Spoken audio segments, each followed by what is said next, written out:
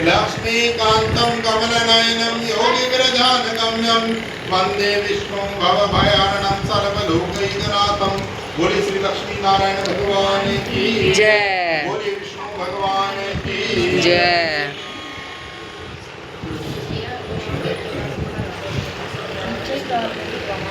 ना उन्हें कुर्सी पे बैठाने को क्या नहीं चल, या तो सिंहासन होता उनको बैठाते गली चल बैठाना है। बोले श्री सत्यनारायण भगवान की सिंहासन पर ही चल ही बैठाना कथा सुनो। एक समय नैमी सारण ऊंचा होकर तो बैठते थे सारे खाली हाथ नहीं दिखते।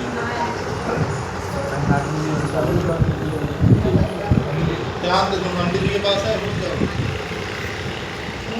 एक समय नैमी सारण तीर्थ में सोनक आदि 88,000 ऋषियों ने श्री शुक जी से पूछा, हे प्रभु, इस कलयुग में वेद विद्या रहित मनुष्यों को प्रभु भक्ति किस प्रकार मिलेगी, वह उनका उद्धार कैसे होगा। हे मुनि श्रेष्ठ, कोई ऐसा तप कहिए जिसमें करने से थोड़े समय में पुण्य प्राप्त हुए तथा मनवांछित फल मिले। वह कथा सुनने की हमारी इच्छा है। सर्वशास्त्र ज्ञाता श्री सूत जी बोले, हे वैष्णव में पूज्य, आप सबने प्राणियों के हित की बात पूछी है।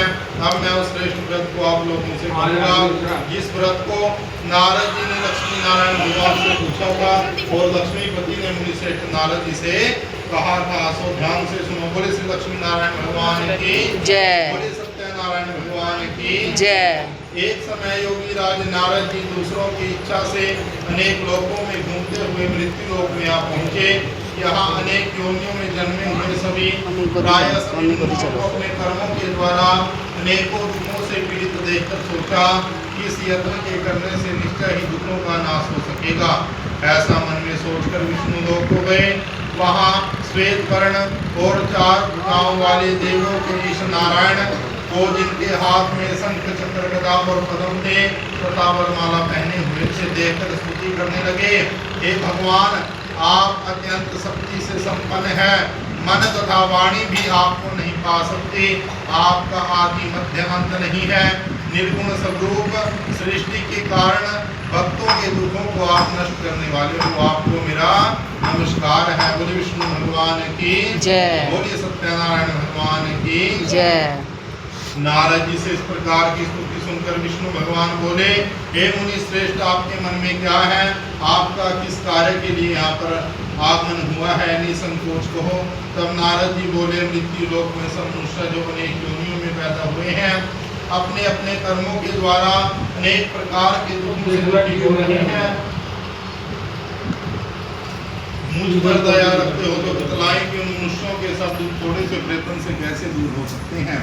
श्री भगवान बोले, हे नारद, मनुष्यों की भलाई के लिए तुमने बहुत अच्छी बात पूछी है।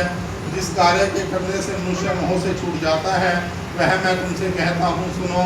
बहुत पुण्य देने वाला स्वर्ग तथा मृत्यु लोक दोनों में एक उत्तम व्रत है। आज मैं प्रेम वश होकर तुमसे कहता हूँ, सत्यनारायण भगवान का व्रत अच्छी तरह विधि पूर्वक करने पर मनुष्य तुरंत ही सुख भोग कर मरने पर मोक्ष को प्राप्त होता है।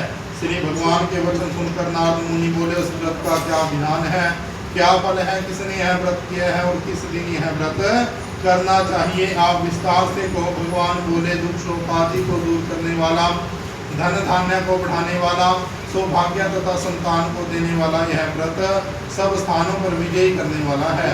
भक्ति और श्रद्धा के साथ किसी भी दिन मनुष्य श्री सत्यनारायण भगवान की पूजा करे, ब्राह्मणों और बंधुओं के साथ धर्मपरायण होकर पूजा करे, भक्ति भाव से विद्या के लिए का फल घी और गेहूं का चूर्ण सवाया लेवे, गेहूं के भाव में 60 का चूर्ण शक्कर तथा गुड़ ले और सब भक्षण योग्य पदार्थ जमा करके भगवान के अर्पण कर देवे।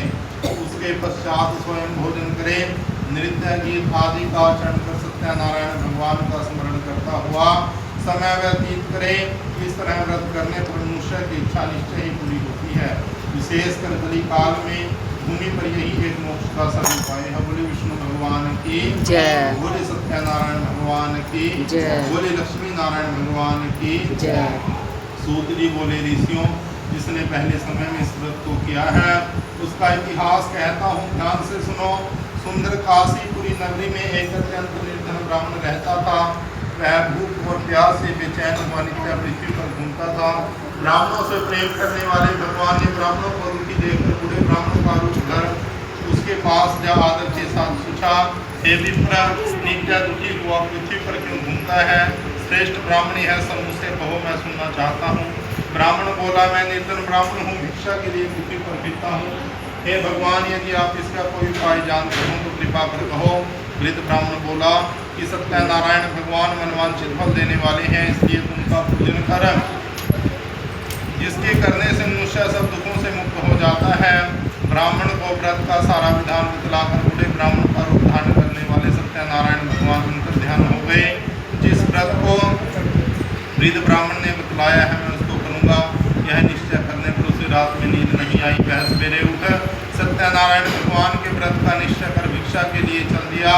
उस दिन उसको भिक्षा में बहुत सा धन मिला, जिससे बंधु बांधवों के साथ उसने धर्मपरायण होकर भगवान की पूजा और व्रत किया। इसके करने से वह विप्र सब दुखों से छूटकर अनेक प्रकार की संपत्तियों से युक्त हुआ।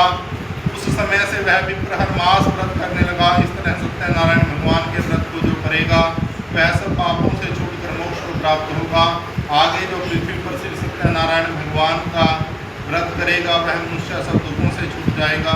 इस तरह नारद जी से नारायण का कहा हुआ है व्रत मैंने आप लोगों से कहा। हे ऋषि, इस संसार में विप्र से भानु, किसने तो वहाँ चल पुणे किया है वह सब लोग सुनना चाहते हैं। पकड़ ले भानु। सूत जी बोले, मुनियों, जिसने व्रत को किया है वह सब सुनो। एक समय ब्राह्मण धन और ऐश्वर्य के अनुसार बंधु बांधवों के साथ व्रत करने को तैयार हुआ। उसी समय वहाँ एक लकड़ी बेचने वाला आया और बाहर लकड़ियों को रखकर विप्र के मकान में चला गया।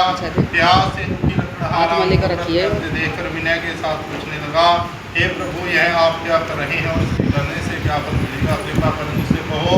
ब्राह्मण ने कहा, यह सब मनोकामना को पूरा करने वाला श्री सत्यनारायण भगवान का व्रत है। इनकी ही कृपा से मेरे यहाँ धन धान्य आदि की वृद्धि हुई है।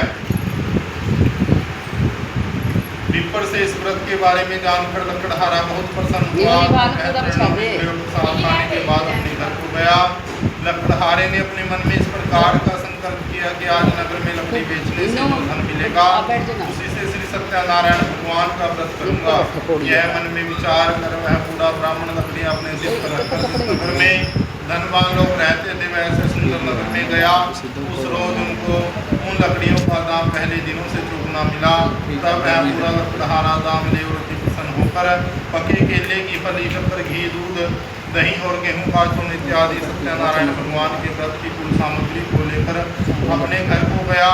फिर उसने अपने भाइयों को बुलाकर विधि के साथ सत्यनारायण भगवान का व्रत का पूजन किया। उस व्रत के प्रभाव से वह पूरा लकड़हारा धन पुत्र आदि से युक्त हुआ और संसार के समस्त सुख भोग परंतु में व्याकुल को चला गया। बोले विष्णु भगवान की जय, बोले सत्यनारायण भगवान की जय, बोले लक्ष्मी नारायण भगवान की जय। सूत जी बोले, हे श्रेष्ठ मुनियों, अब मैं और भी कथा कहता हूँ, सुनो। पहले समय में उल्कांक नाम का एक बुद्धिमान राजा था। वह सत्यवक्ता और इंद्रिय था।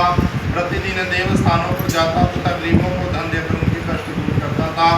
उनकी पत्नी कमल के समान रूप वाली सच्ची साध्वी थी।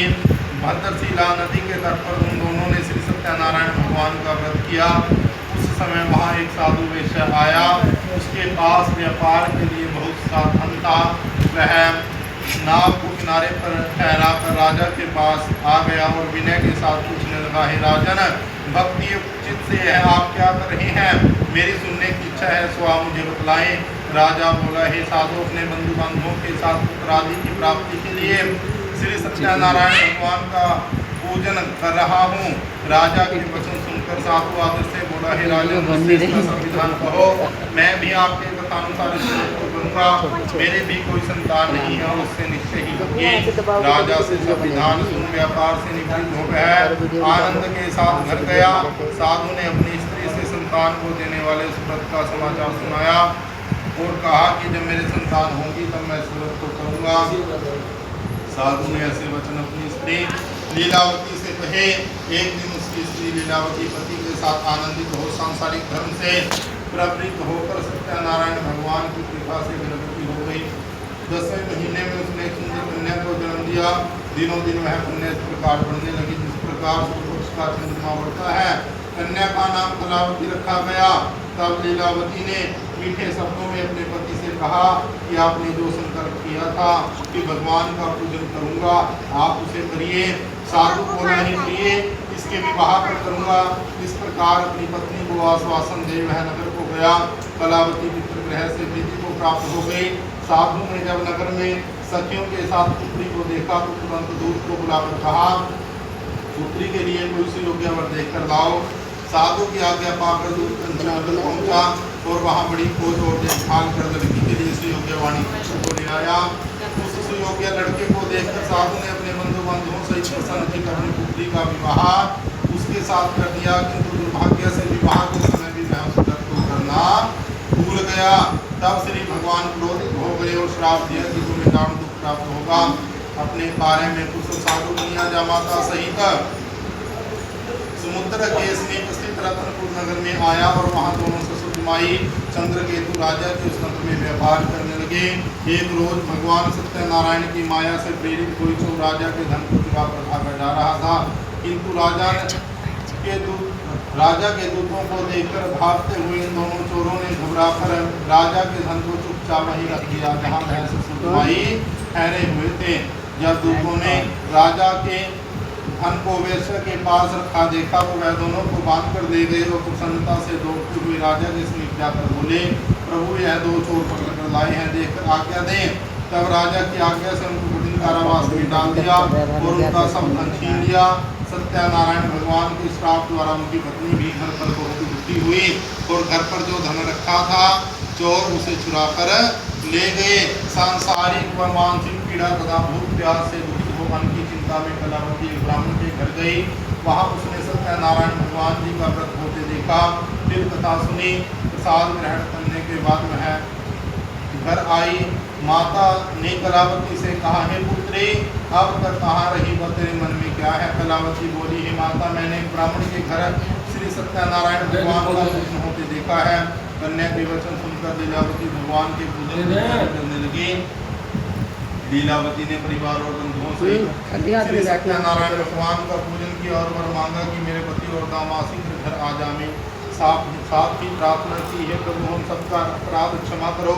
सत्यनारायण भगवान इस व्रत से संतुष्ट हो गए और राजा चंद्रकेतु को स्वप्न में दर्शन देकर कहा, हे राजन, दोनों वैश्यों को प्रातः ही छोड़ दो, उनका सब धन जो तुमने ग्रहण किया है नहीं तो तेरा धन, राज्य, पुत्र आदि सब कुछ नष्ट कर दूंगा। राजा से ऐसे वचन कहकर भगवान अंतर ध्यान हो गए। प्रातःकाल राजा चंद्रकेतु ने सभा में स्वप्न सुनाया।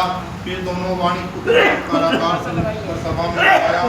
दोनों ने आकर राजा को नमस्कार किया। राजा मीठे वचनों से बोला, हे महानुभावो, भावी बस तुम्हें ऐसा बड़ी दुख प्राप्त हुआ है, अब तुम्हें कोई भय नहीं है।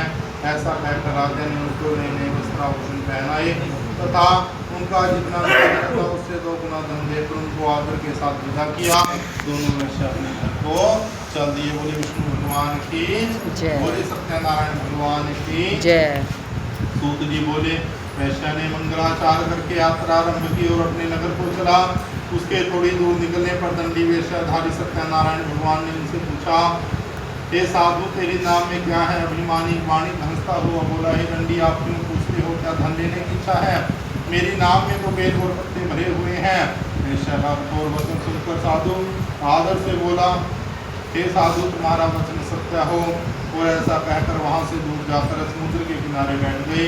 दंडी के जाने पर वेश्या ने नित्य क्रिया करने के बाद नाम को ऊँची देखकर अचंभा किया तथा नाम में बेलपत्र आदि देखकर मूर्छित हो जमीन पर गिर पड़ा। फिर मूर्छा खुलने पर अत्यंत शोक करने लगा। उसका दामाद बोला कि आप शोक न करें, यह दंडी का श्राप है, अतः उनकी शरण में चलना चाहिए, तभी हमारी मनोकामना पूर्ण होगी। दामाद के वचन सुनकर वह दंडी के पास पहुंचा और अत्यंत भक्ति भाव से नमस्कार करके आपसे सत्य वचन कहे थे, आप उनको क्षमा करो। ऐसा कहकर महान शोकाकुल हो रोने लगा। तब दंडी भगवान बोले, हे वाणी पुत्र, मेरी आज्ञा से बार बार तुम्हें दुख प्राप्त हुआ है, तू मेरी पूजा से विमुख है। साधु बोला, हे भगवान, आपकी माया से ब्रह्मा आदि भी आपके रूप को नहीं जानते, तो मैं ज्ञानी कैसे जान सकता हूँ? आप प्रसन्न होइए, मैं सामर्थ्य के अनुसार आपकी पूजा करूँगा, मेरी रक्षा करो और पहले के समान नौका में धन भर दो। उसके भक्ति युक्त वचन सुनकर भगवान प्रसन्न हो उसको इच्छानुसार वर देकर वहाँ से उनका ध्यान हो गए। तब उन्होंने नाव पर आकर देखा कि नाव धन से परिपूर्ण है। फिर वह भगवान सत्यनारायण का पूजन कर साथियों सहित अपने नगर को चला। जब अपने नगर के निकट पहुंचा तब दूत को घर भेजा। दूत ने साधु के घर जा उसकी स्त्री को नमस्कार कर कहा कि साधु अपने दामाद सहित नगर के समीप आ गए हैं। ऐसा वचन सुन साधु की स्त्री ने बड़े हर्ष के साथ सत्यदेव जी का पूजन कर पत्नी से कहा, मैं अपने पति के दर्शन को जाती हूँ। माता के ऐसे वचन सुनकर कलावती को साथ छोड़कर पति के पास गई। प्रसाद की अवज्ञा के कारण सत्यादेव ने रुष्ट हो उसके पति को नाव से पानी में डुबो दिया। कलावती अपने पति को न देखकर रोती हुई जमीन पर गिर गई। इस तरह कन्या को रोता हुआ एवं नौका को डूबा हुआ देखकर साधु दुखित हो बोला, हे प्रभु, मुझसे या मेरे परिवार से जो भूल हुई है उसे आप क्षमा करो। उसके दीन वचन सुनकर सत्यादेव प्रसन्न हो गए और आकाशवाणी हुई, हे साधु, तेरी कन्या मेरे प्रसाद को छोड़कर आई है, इसलिए उसका पति अदृश्य हुआ है। यदि वह घर जाकर प्रसाद खाकर लौटे तो पानी पीएगा होंगे। ऐसी आकाशवाणी सुनकर कलावती ने घर पहुंचकर किसी भी ना पानी फिर आकर पति के दर्शन किए। तत्पश्चात साधु ने बंधु बांधवों सहित नीचे है कोई पूजन किया। तब इस लोक का सुख भोगकर अंत में स्वर्ग लोक हो गया। बोले विष्णु भगवान की, बोले सत्यनारायण भगवान की जय, बोले लक्ष्मी नारायण भगवान की जय। सूत जी बोले, ऋषियों मैं और भी कथा कहता हूँ, सुनो। प्रजापाल सूरज मुंह का बोतल क्यों लगाती है? एक राजा था, उसने भी भगवान का प्रसाद जाकर भोग पाया। एक समय वन में जाकर वन्य पशुओं को मारकर बड़ के पेड़ के नीचे आया। वहाँ उसने ग्वालों को भक्ति भाव से बांधों सहित सत्यनारायण भगवान जी का पूजन करते देखा। राजा देखकर भी अभिमान बस वहाँ नहीं गया और न ही नमस्कार किया।